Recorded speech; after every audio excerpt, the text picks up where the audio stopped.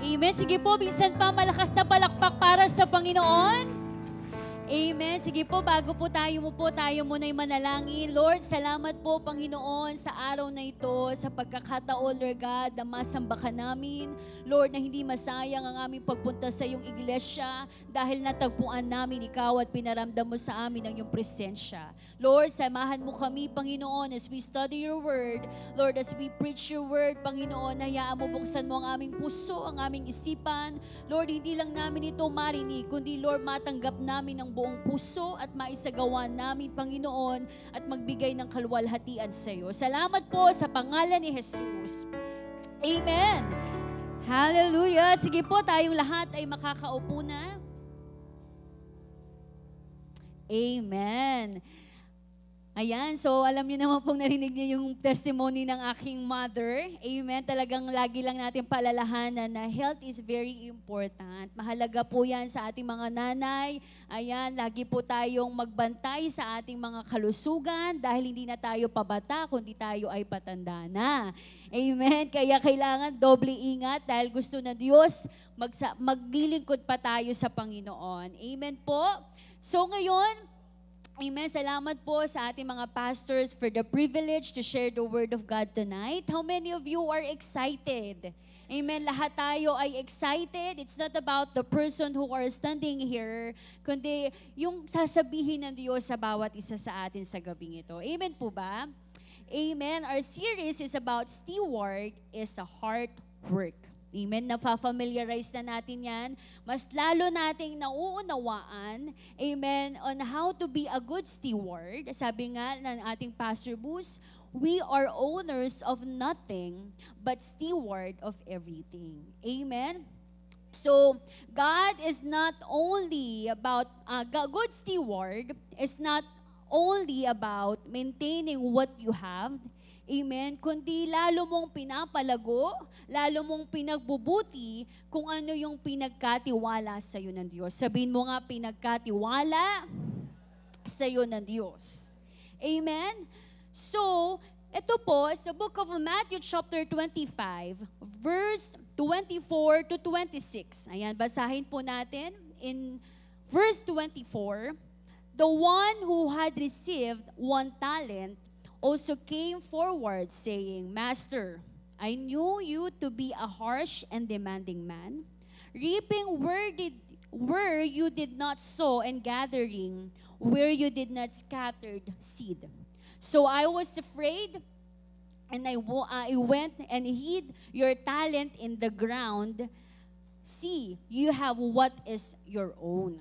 But this master answered, You wicked, lazy servant, you knew that I reap where I did not sow and gather where I did not scatter seed. Then you ought to have put money in with the bankers, and at my return, I would have received my money back with interest. So take the talent away from him and give it to the one who has the 10 talents. Amen? So, alam ko familiar na tayo dahil ilang linggo na po natin pinag-uusapan to. But I want to focus here in the dito sa part na to, amen, yung isang lingkod na binigyan ng isang talent. Amen? Na hindi niya pinagbuti, wala siyang ginawa, kundi tinago niya yung talent na yon. Amen? And our topic for tonight, it's about what's holding you back from being a good steward of God. Ano yung nag-hold back sa'yo? Ano yung pumipigil sa'yo para hindi maging mabuting katiwala? Amen? Hindi mabuting na pinagkatiwalaan ng Diyos. Amen? So, ang daming mga bagay na pwedeng nating sabihin, di ba, na nagpipigil sa atin para hindi tayo maging good steward. Or ano yung mga barriers? Or ano yung mga hindrances? Diba? Ano yung nagpipigil sa atin para hindi tayo maging good steward? Amen po ba? Amen. The Bible says in John 10:10, the thief comes only to steal and kill and destroy. Amen. So ang kaaway ay pumarito, amen, para mangwasak, para pumatay. Amen. Yung mga bagay na pinagkatiwala sa atin ng Diyos, amen, gusto niyang sirain yun. Amen. Satan wants you to waste. Gusto niya sayangin mo yon, Hindi mo ayusin, hindi mo pagbutihin. Amen, because He wants to destroy. He want to kill. Amen, He want to steal kung ano yung bagay na pinagkatiwala sa iyo ng Diyos. Amen? So, may mga bagay na pumipigil sa atin bilang mga lingkod ng Diyos. Sino pong mga lingkod ng Diyos?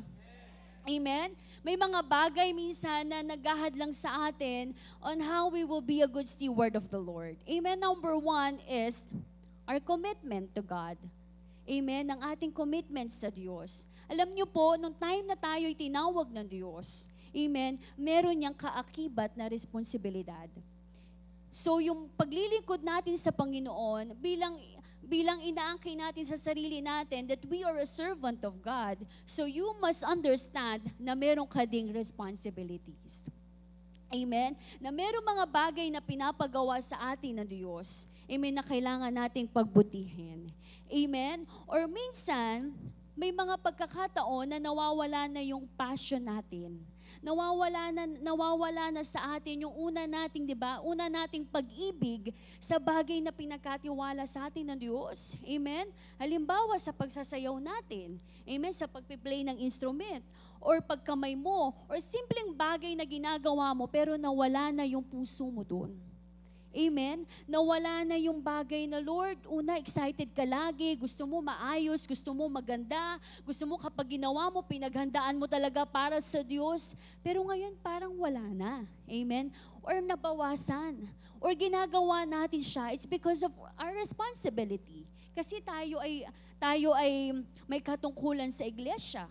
Amen? So, ginagawa pa ba natin yan dahil gusto natin gawin para sa Diyos? Amen ba? Amen. Because, being a servant of God, amen, tanggap naman po natin, kaya nga tayo nandito, di ba? Na tayo'y tinawag ng Diyos. So, it comes with responsibility and your availability. Amen? Na syempre, kahit gaano ka ka-skillful, amen, kahit gaano ka kagaling, kahit meron ka pang 10 talent, di ba? Or mas marami pa, amen, pero kung wala naman tayo, paano tayo gagamitin ng Diyos? Amen? So, sabi nga, di ba usually, kasi po kami mga young professionals, and we always say this to young professionals, di ba? Minsan, they can't even give time sa Panginoon because of their works, their responsibilities, or change of priorities. So dati, very active sa church because they changed their responsibility, nag-change na sila ng focus or anumang mga bagay. So, naiba na yung ginagawa nila. Pero sabi nga doon, isama natin ang Diyos sa plano natin sa buhay. Amen. Isama natin ang Diyos sa mga goal natin, sa mga gusto nating mangyari na habang tayo ay tumatagal sa iglesia. Amen. Mas lalo natin pinagbubuti. Amen.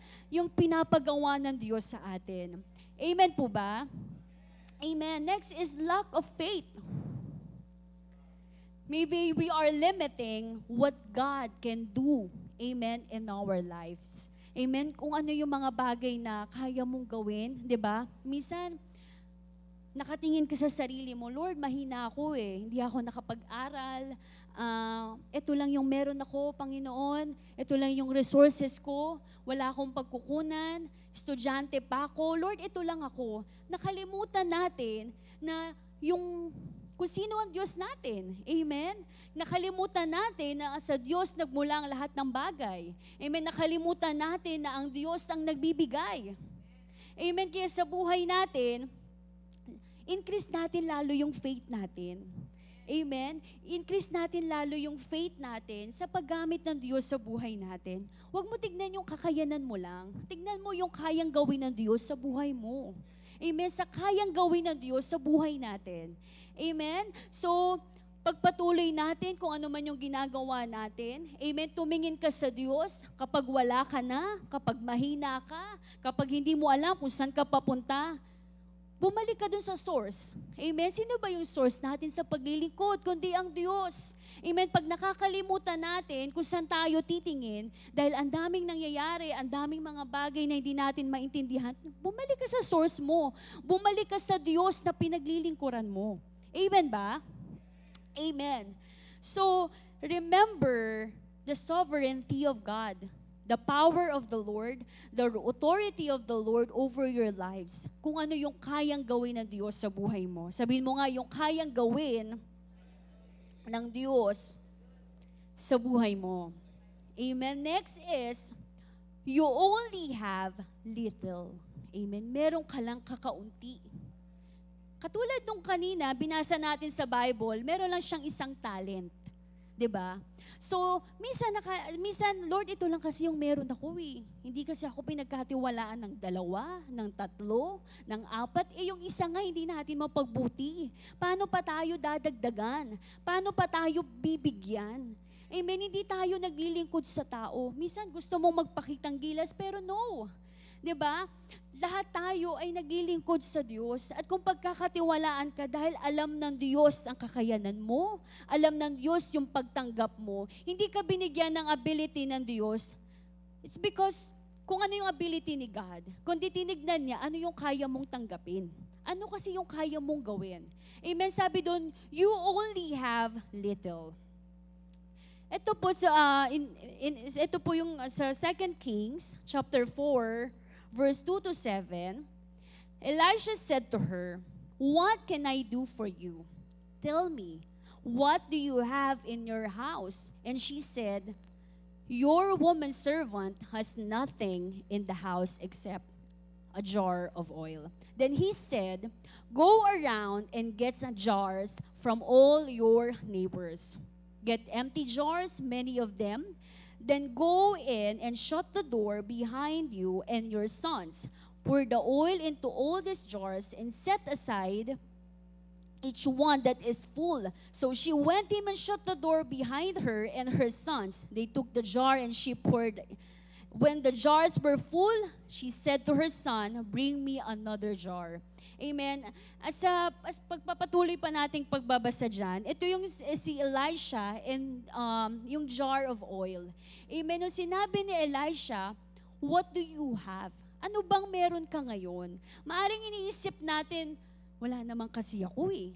Kulang pa nga yung pera ko para sa amin, 'di ba? Para sa sarili ko, para sa mga expenses namin sa bahay or mga bills, 'di ba? Or ito lang kasi yung kaya kong ibigay sa ngayon. 'Di ba? So yung sinasabi ng Diyos, ano bang meron ka? Kasi nahanap natin yung mga bagay na wala sa sarili natin, kaya nagkakaroon tayo ng envy, 'di ba? Nagkakaroon tayo ng jealousy.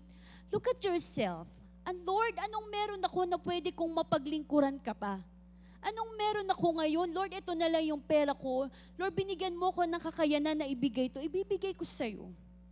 Kung ano yung kaya mong gawin, ibigay mo para sa Diyos. Kaya nga, remember, sabi nga natin, remember the sovereignty of God. Minsan hindi na natin nasusubok ang Diyos kasi masyado tayong nakatingin sa sarili nating kakayanan. Minsan tignan natin ng Diyos, Lord, ano bang kaya mong gawin? Kaya nga, activate your faith. Sabihin mo nga, activate your faith. Hindi pwedeng manghina. Oo, nangihina tayo, pero hindi tayo, di ba, patuloy na nalulugmok. Kailangan nating tumayo. Amen? Kailangan nating may tinatapos tayong takbuhin. Sabihin mo nga, mananagot ka sa Diyos. Dahil meron kang tinatapos na takbuhin. Amen? Sa pagtakbo natin sa Panginoon, as we finish the race, di ba, hindi pwedeng tumigil. Kailangan tapusin. Malayo na ang narating natin sa babalikan natin. Amen? Lagi natin tignan ang Diyos. Sabi mo nga, lagi mong tignan ang Diyos. Diba, Lord, ito lang ang meron ako. At gusto kong gamitin ito para sa'yo. Gusto kong maglingkod pa sa'yo. Lord, kung nasaan man ako ngayon, ano man sitwasyon ng buhay ko ngayon, may sakit man ako, amen, nag-aaral man ako, nagtatrabaho ako, or ano pang ginagawa natin sa buhay natin bilang magulang. Amen. Paano tayo nagiging magulang sa ating mga anak, at mga anak, paano natin ginagalang ating mga magulang. Amen. Sa anumang bagay or sitwasyon na meron ka ngayon, amen, gamitin mo yan para maluwalhati ang Diyos. Amen ba? Amen. Fears, takot. Natatakot tayo. Amen? Natatakot tayo sa sasabihin ng ibang tao sa buhay natin, kung paano tayo naglilingkod sa Diyos. Amen? Isipin mo, ano sasabihin ng Diyos sa'yo? 'Di ba? Sa ginagawa natin paglilingkod sa Diyos, anong sasabihin ng Diyos sa'yo? Minsan nag-aalala tayo, baka ma-disappoint natin, baka hindi natin ma-meet yung mga expectations sa atin kasi ganito, ganto, ganyan. Di ba, meron binigay sa atin ng mga position, description ng mga gagawin natin. Lord, kaya ko ba to? Kaya ko ba tong gampanan? Pero sa tulong ng Diyos, sabihin mo nga, sa tulong ng Diyos, kasi hindi naman talaga natin kayang gawin kung tayo lang eh. We have to move forward by faith. Baka nakakalimutan natin that we are living by faith. As Christian, araw-araw tayong nabubuhay sa pananampalataya. Hindi sa mga bagay na nakikita lang natin. Amen? Kundi sa bagay na hindi natin nakikita. Kaya nga laging, di ba, katulad ng sabi ng ating Mami Bishop, wala pa, pero meron na. Sabi mo nga, wala pa, pero meron na.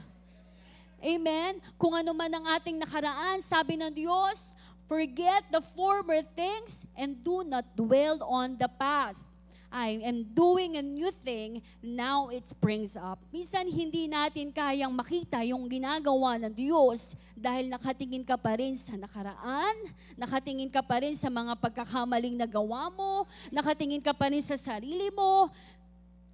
Kailangan maging aware tayo sa ginagawa ng Diyos. In this season, marami pang gagawin ng Diyos. Sabihin mo nga, marami pang gagawin ng Diyos. At kailangan maging kabahagi tayo, maging katuwang tayo, maging kapuso tayo ng ating mga pastor. Amen. Na itong upuan na to, amen, ibabalik natin na mas dadami pa tayo. Amen. Na mas marami pa tayong gagawin. Amen. Sumama ka sa takbuhin. Amen. Sumama ka sa vision. Hindi pwedeng nandyan lang tayo nakaupo, pero malayo ang ating puso. Amen. Kailangan ibalik natin ang ating apoy sa paglilingkod sa Diyos. Sabi mo nga, ibalik ang apoy sa paglilingkod. Amen. Sa paglilingkod po natin, hindi mahalaga kung maliit, hindi mahalaga kung 1, 2, 5, 10, anumang meron na pinagkatiwala sa iyo, ang mahalaga ang puso. Amen. Sabi ng ating Daddy Bishop, sa paglilingkod, puso ang puhunan. Pababaan ng puso. Hindi tayo pataasan. Amen. Lahat tayo nagtutulungan. Amen. Walang maiiwan. Kundi lahat tayo, we are moving forward. Amen. Na walang naiiwan, walang mahuhuli. Sabihin mo sa katabi mo, we are family. Amen. Kung minsan nakakalimutan natin, wait lang, si sister nandun na pala sa likod. Amen. Hilain natin papunta doon. Hindi ikaw ang babalik patalikod. Amen. Lahat tayo pa-move forward. Amen. So, ano man yung bagay na ginagawa ng Diyos, kailangan lalo tayong manalangin, lalo tayong magpakumbaba. Amen. At lagi nating hanapin ang Diyos. Amen. Sige po, malakas na palakpak para sa Panginoon. Amen. And what's holding us back? How we will overcome, amen, the things, yung mga nasabi natin kanina, amen, sa paglilingkod natin sa Diyos, amen, being a good steward, paano natin i-overcome yun? Amen. Number 1 is accept. Sabihin nga natin, accept. You have to accept wholeheartedly na tinawag ka ng Diyos. Sabihin mo nga sa sarili mo, baka nakalimutan mo. Ipaalala mo sa sarili mo, tinawag ka ng Diyos. Amen? Pinagkatiwalaan tayo ng Panginoon. And we need to be grateful. Kailangan magpasalamat tayo sa Diyos pagkat sa dami-dami, amen, tayo ay pinili. Hindi ka lang pinili, kundi tinawag ka pa ng Diyos. Amen?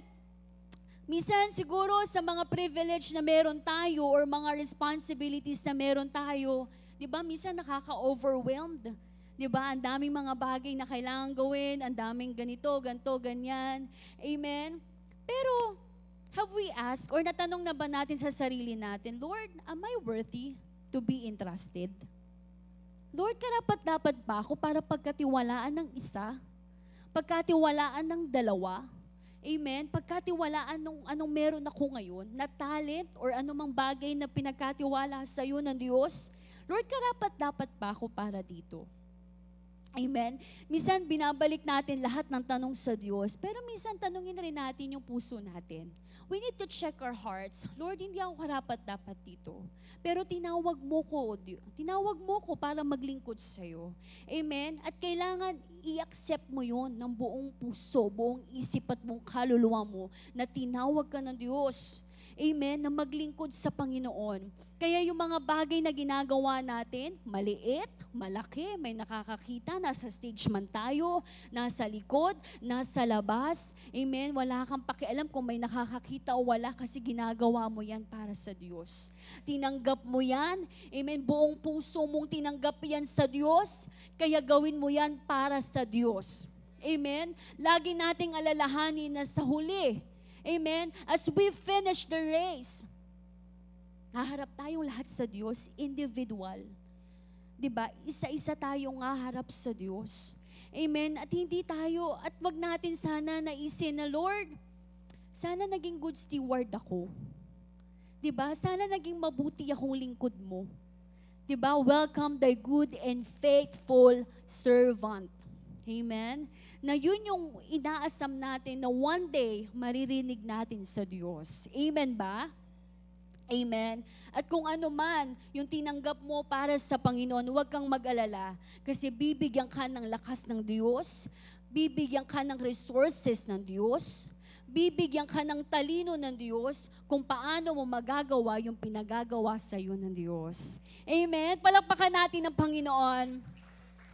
As we accept that we are a servant of God, hindi ka niya pababayaan because that is His promise. He will never leave you nor forsaken you. Amen. Sa panahon na akala mong mag-isa ka, sa panahon na hindi mo alam na hindi mo kaya, di ba meron tayong mga ganong experience, akala ko hindi ko kaya pero nagawa ko pala yun. Ang galing talaga, di ba? Yung mga bagay na akala natin hindi natin kaya pero nagawa mo. It's because of God. Amen. That He gives you the strength, the courage, amen, the wisdom para mapagtagumpayan mo yon. Amen. Sabihin mo nga natin, accept. Amen. Mabilis lang po ito.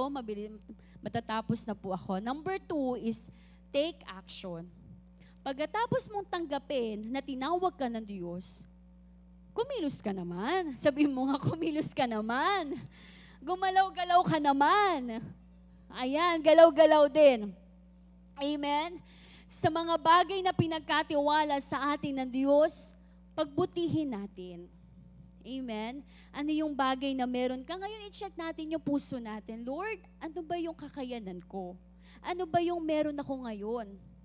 At Lord, tulungan mo ko ano yung gagawin kong actions para mapagbuti ko pa, para mapaglingkuran pa kita.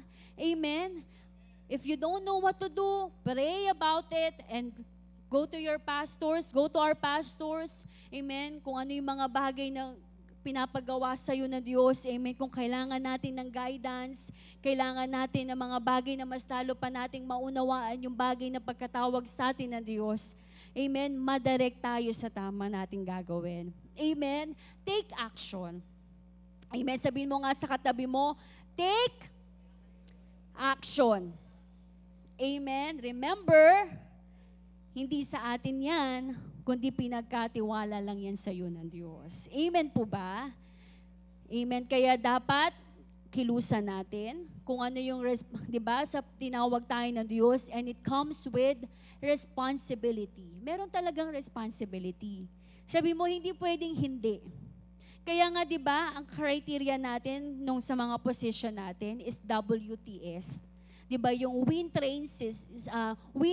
train, and send. So, gawin natin. Amen? Mag-aral tayo ulit. Amen? Kasi yun yung makakatulong sa atin to lalo pa nating i-share yung gospel ng Diyos. Amen? Mas lalo pa nating ito, marami pa tayong ma-invite para sa Panginoon. Hindi lang tayo, amen, kundi marami pa tayong madala para sa Diyos. Amen po ba? Number 3 is, remain faithful. Sabihin nga natin, remain faithful. Amen. Until the owners shows up, you will act as if you are the owner. Diba sabi doon, maalala mo na, Lord, pinagkatiwalaan mo lang ako. Sa darating yung time na babalik ka at haharap ako sa'yo at maunawaan ko na, Lord, itong bagay na to, pinagkatiwala mo lang sa akin to. Amen. Tayo, as ngayon, na tayo ay ginagamit ng Diyos, amen, we are accountable at lalo pa nating pagbutihin at pagkatiwala sa Diyos na we are only a steward of God. Sabi nga doon, it's not hard work, but it's a heart work. Ang sarap kaya ng lahat ng ginagawa mo kahit pagpupunas, andun yung puso mo. Lord, ginagawa ko to para sa'yo. Kahit nagwawalis tayo, kumakamay tayo, nasa stage tayo, umaawit tayo, or anumang bagay na ginagawa natin. Ang sarap sa puso. Lord, alam mo yung bilang lingkod ng Diyos, yung fulfillment na magkakaroon ka kapag ginawa mo yung pinapagawa ng Diyos para sa'yo. Amen. Ikaw na ang pinakamasaya. Amen. Kapag alam mong nagawa mo yung kalooban ng Diyos sa buhay mo. Amen. Kaya huwag tayong mapagod. Sabihin mo nga, huwag kang mapagod. Huwag kang bibigay. Magpatuloy ka lang. Tapusin mo. Amen. Kung ano yung bagay na tinawag sa atin ng Diyos. Amen. Sabihin mo, marami pa tayong gagawin. Marami pa. Sabihin mo nga, marami pa. Amen. At maging tapat tayo sa bagay na hiniram lang natin sa Diyos. Amen. Na binigay lang, pinagkatiwala lang natin sa Diyos. That one day, Lord, ito po yung binigay mo sa akin. Lord, ito po yung pinagkatiwala mo sa akin. Ngayon, Lord, binabalik ko to ng times 10, times 5, times 20, times 100. Amen? Hindi yung isa, Lord, isa pa din eh. Di ba? Yun pa rin, Lord eh. Di ba? Grabe yung sabi ni Lord, you lazy servant. Di ba? Mga tamad na lingkod ng Diyos. Amen? Huwag nawa tayo maging ganon. Amen? Kundi, Lord, maririnig natin, one day sasabihin ng Diyos sa atin, welcome thy good and faithful servant. Ayan, matatapos na po ako. In the book of Matthew, chapter 24, verse 29, for to everyone who has used them wisely, more will be given. And he will have an abundance. Sabihin nga natin, abundance. But from the one who does not have, he has ignored or disregarded his blessings and gifts from God, even what he does will be taken away. Yung meron na lang tayo nakakaunti, huwag mong antayin na kunin pa sa'yo yan. Amen. Sabi ni Lord, if you will use kung ano yung bagay na binigay ng Diyos wisely, amen, more will be given. Sabihin mo nga, more will be given. There is a blessing in obedience. Sa paglilingkod natin sa Diyos, mas lalo pa nating magpagbutihin, lalo pa nating pagandahin. Minsan, i-check natin yung puso natin, Lord, wait lang. Sa'yo ako naglilingkod. Kaya dapat yung binibigay ko sa'yo, mainam, maganda, mabuti, maayos, amen. Lahat ng pinaka-the best. Amen. Pagkat siya'y Diyos. Amen? Na huwag nating kalimutan yung kayang gawin ng Diyos sa buhay natin. But at the end of the day, we are owners of anything. Wala tayong aangkinin. Kundi kaya nga, di ba, at the end of our service, amen, laging pinapaalala sa atin ng ating mga pastor, all glory, all honor, all worship, and all blessing belongs to Jesus Christ. Because at the end of the day, lahat ay para sa Diyos. Sabihin mo nga, katiwala lang tayo. Amen. So, salamat sa Panginoon. Nawa po meron tayo natutunan sa gabing ito. Amen. What's holding us back? Wala. Sabihin nga natin, wala. Amen. Dahil tayo tinawag ng Diyos, amen, lalo pa nating pagbubutihin. Amen. I-remind ko lang po ulit, diba? We need to, number 1, accept. Amen. Number 2, take action. Number 3, remain faithful. Sabihin mo nga sa katabi mo, remain faithful. Amen. Sige po, tayong lahat ay tumayo. Malakas na palakpak para sa Panginoon.